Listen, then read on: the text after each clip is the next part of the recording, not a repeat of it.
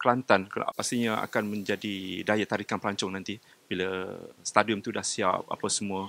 So saya pun tak sabar ni nak pergi tengok keistimewaan stadium yang diperkatakan ramai tu.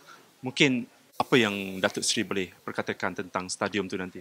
Dah tahu kan hala tuju saya kan, kalau saya buat sesuatu saya nak buat betul dengan jiwa saya dan saya nak menjadikan satu mercu kepada Kelantan, new signature for Kelantan yang perlu dikunjungi, perlu dilawati dengan keindahannya. Saya rasa sebab saya nak buat produk ini peringkat, produk saya dan tim ini peringkat dunia, tapi apa pun kita step pada Asia dulu. Jadi tengok tak saya punya lakaran stadium itu pink kan, tak cantik kan, cantik tak? Cantik. Jersey pun haruslah pink. Kena. Sebab kita sekarang ni, kita nak orang kata, walaupun pink warna perempuan tak adalah. Laki boleh buat, perempuan boleh buat, perempuan boleh buat, laki boleh buat. Sama lah sekarang ni. Tak ada masalah. Jadi saya harapkan dengan visi saya yang pertama tu mencapai sasaran. Dan saya nak pasukan kita menang tapau 3 piala. Tapau. Yakin. Saya yakin sangat. Sebab saya rasa saya susun strategi. Saya perlu berjuang dan saya bukan orang kata lerak pitih atas padai.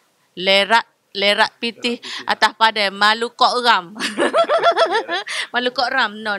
InsyaAllah. Doakan semua supaya apa yang saya usahakan ini berjaya. Tim kita boleh diangkat hingga ke luar negara dan produk saya pun boleh sampai ke Timur Tengah, sampai ke Asia dengan minuman Pamaga Putih.